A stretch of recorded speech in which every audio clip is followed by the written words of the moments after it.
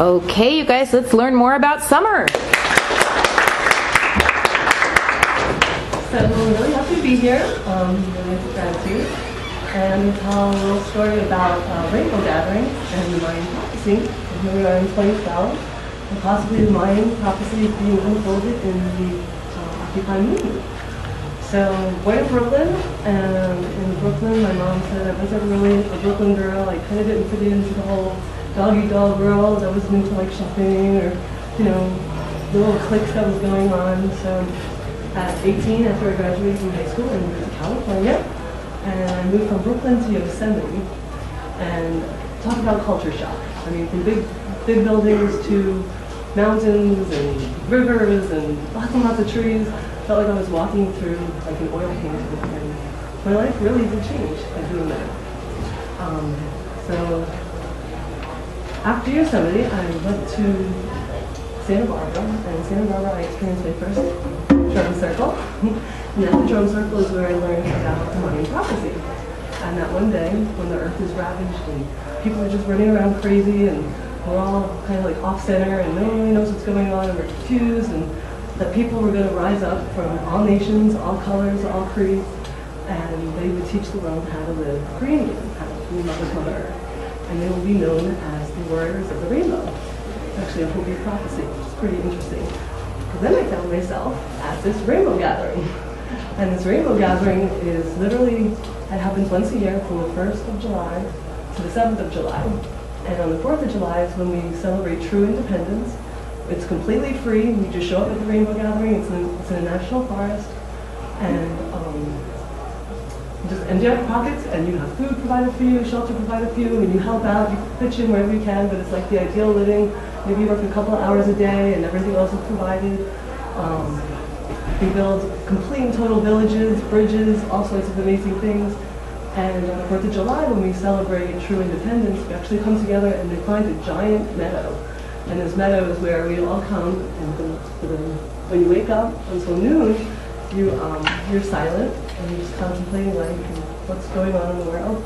And then at noon, we all gather in the main meadow, where we wait for the children's parade to come in and break the silence. Oh, we're silent all day too. And so the children's parade, they're all colored and costumed up, and they come in and they break the silence with a song that they had learned that morning. And then we all, after they break the silence, we all step into a circle. So, and this is literally anywhere from 5,000 people to 45,000 people. They find meadows that are that big, so you can all stand in circles together and hold hands and pray for world peace. So, that's what I do a lot on the 4th of July every year. I definitely invite all of you to experience the rainbow gathering. We don't do alcohol at rainbow gatherings. We kind of feel like it's a tool of the 1%, kind of like oppressive and makes us arrogant and all sorts of things. But they do believe in the medicines of the earth, those sorts of things. That's the alternative there. And so after experiencing this rainbow gathering, I got more and more interested in the Mayan prophecy, because being that this was like the Hopi prophecy, I was like, well, how is this the Hopi prophecy? It's also like the Mayan prophecy. And I came to find out through my learnings and studies that the Hopi are descendants of the Mayan. The Mayan were apparently here, like the first people on this planet.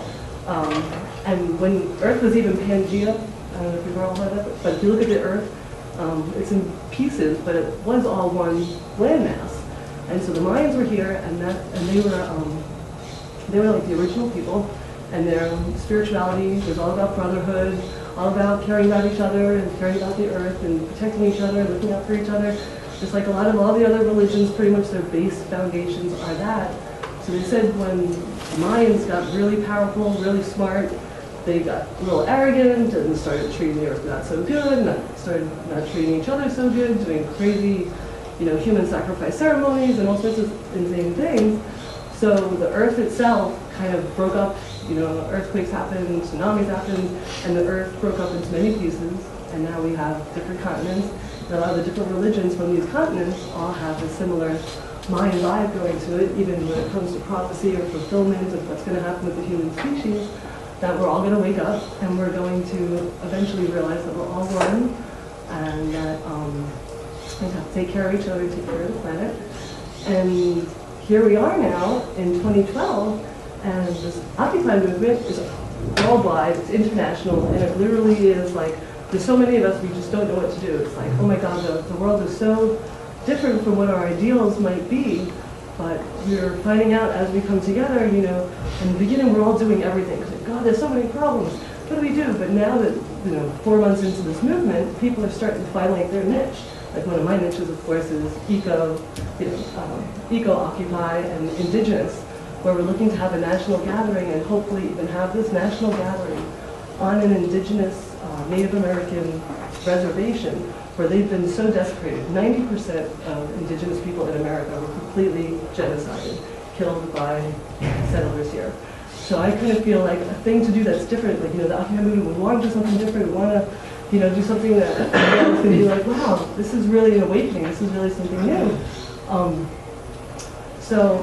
So I suggested this national gathering to go to a Native American reservation and ask them for forgiveness and say, what can we do? What can we do to pay back what our forefathers did? How much we took away from them? Can we, bring maybe the new age environmental movement, teach them how to be green again themselves, because all of us are lost. Like a lot of us don't really know what's going on. Even the indigenous people are lost, and we're all kind of trying to figure out how to create a better world.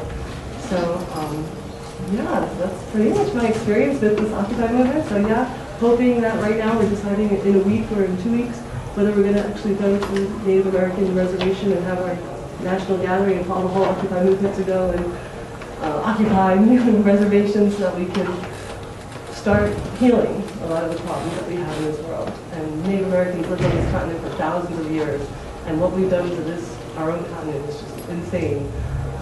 So I'm really looking forward to the environmental movement and the Native American movement coming back and doing us to help that happen.